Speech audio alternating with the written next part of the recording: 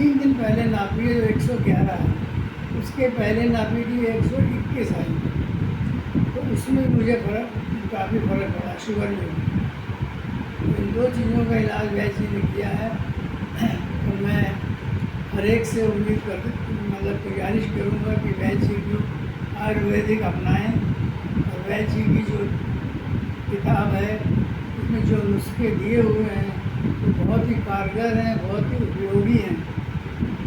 मैं हर एक आदमी से चाहूँगा कि वो आयुर्वेद को अपनाएं और मेरी तरीके से इसका लाभ उठाएं। आप थे माथुर साहब जिन्होंने अपनी समस्याओं के बारे में बताया। इन्हें बलगम की शिकायत थी, जो कई साल से इलाज ले रहे थे बड़े डॉक्टर से, और इलाज में आराम नहीं हुआ, 50,000 रुपये फूंक दिए। तो आप हैं त्रिलोकचंद जी जिन्होंने सिर्फ नुस्खा बताया, उस नुस्खे से उनकी प्रॉब्लम दूर हो गई, उन्होंने बताया भी। तो सर आप ये बताइए त्रिलोकचंद जी, आपने जो नुस्खा बताया इससे उनको काफ़ी आराम मिला, और 2 महीने के अंदर ही वो बलगम बनना भी बंद हो गया। बहुत मैजिक की बात है ये तो, और पैसा भी नहीं लगा कुछ भी, सिर्फ 4-5 के लिए लहसुन के रोज़ के खर्च हुए होंगे, इससे ज़्यादा कुछ नहीं। तो कैदे से दिया तो 100 रुपये का भी लहसुन नहीं गया होगा। आपने ये जो नुस्खा बताया, आपने अपनी लिखित किताब में कहीं उसका जिक्र किया हुआ है? हाँ, मैंने अपनी किताब में जिक्र किया हुआ है जी। और ये मेरी जो नई किताब है इसमें मैंने वो नुस्खा भी लिखा है, उसकी डिटेल भी दिया है। और इससे तो ये आपकी नई पुस्तक है? ये 2023 में 2023 में। इससे पहले मेरी ये किताब थी। अच्छा, ये जो मोटी सी बुक है ये कब आई थी? ये तो 15 से शुरू हुई है, 2015 से। और ठीक। ये इसके 3-4-5 एडिशन हो चुके हैं, 4-5। तो सर इसमें आपने इंडेक्स बनाया होगा। हाँ, इंडेक्स है इसका। इंडेक्स में माथुर साहब की जो बलगम बनने की जो शिकायत थी, हाँ, उसका पेज नंबर इंडेक्स में कौन सा चैप्टर उठाया था आपने? निमोनिया। निमोनिया। अच्छा, ये आपने टिक किया हुआ है। हाँ, निमोनिया, इनको डॉक्टर ने निमोनिया बताया था। डॉक्टर ने निमोनिया बनाया जिसकी वजह से बलगम बन रहा था, हाँ, और ये पेज नंबर है 21। हाँ, तो ये 21 आ गए हम। यहाँ है, आप एक फोटो खींच नहीं, ये सकते हैं। 28 है। ये 23 का जो है यहाँ से स्टार्ट है। ये है पृष्ठ 117, रोग 10 to 20, 10 से 20 साल पुराना निमोनिया था, अंदर अंदर टपकने वाला नज़ला।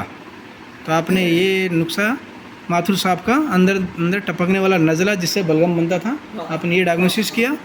उसके बाद आपने लिखा है दवा, लहसुन की गांठ से एक कली लेकर उसे स्टील की सलाह में पिरो ले। अब एक मिट्टी का दीपक लेकर उसमें सरसों तेल डाल रुई की बत्ती बना इस दिए की बत्ती को जला लें। लहसुन की कली जिसमें सुई में पिरोया गया है उसे रुई से निकाल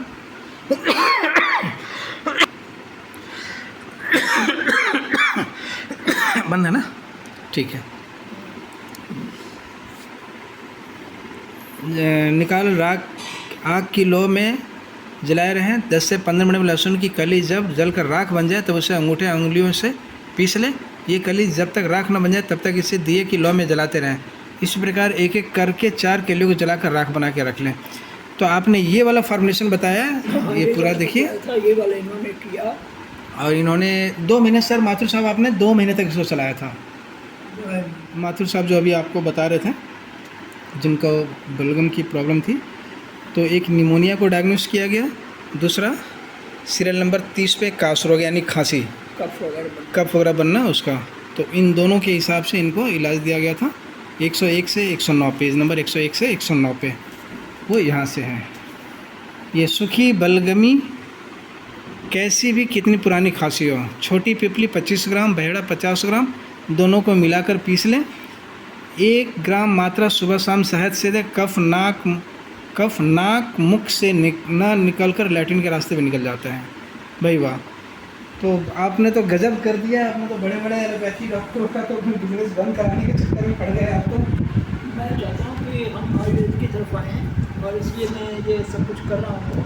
और दूसरी बात मैं इनको हाँ, दूसरी बात सबसे बड़ी बात ये है कि अभी कोरोना हुआ था, कोरोना काल में फेफड़े जाम हो जाते थे, तो उसमें मैंने एक तेल बनाया था जिसमें मिट्टी का तेल मिला था, कुछ और तेल मिलाकर उसकी फेफड़ों पर मालिश करते थे और पीठ पर मालिश करते थे। जो ऑक्सीजन का लेवल 70 तक आ जाता था, वो 24 घंटे में पूरा लेवल वापस आ जाता था। सिर्फ उस तेल की मालिश से, और वहाँ पर सैकड़ों लोगों को ये तेल बांटा गया था।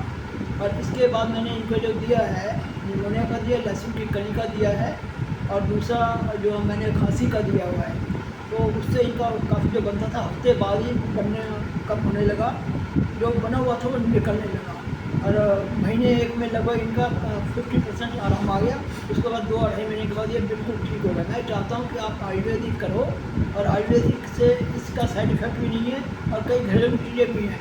इसी मेरी इन किताबों से हज़ारों BMS डॉक्टर आयुर्वेद में प्रैक्टिस कर रहे हैं, उनको कामयाबी मिल गई है। मैं चाहता हूँ कि आप सब आयुर्वेद की तरफ आओ। इसमें घरेलू नुस्खे भी हज़ारों दिए हुए हैं, उनसे भी आप अपना घर का इलाज कर सकते हैं। दोस्तों 1 साल पहले मेरे को इन किताबों के बारे में पता चला था श्री गोविंद शरण जी से, जो हमारे दिल्ली में रहते हैं और रसोई विज्ञान के बहुत अच्छे जानकार हैं। रसोई घर में पड़े हुए मसालों से वो बीमारियों का इलाज देते हैं। उन्होंने मेरे को इस पुस्तक के बारे में बताया। सबसे पहले तो ये पुस्तक मैंने मंगाया, ये 2500 की किताब, 2500 रुपये का दाम है इसका।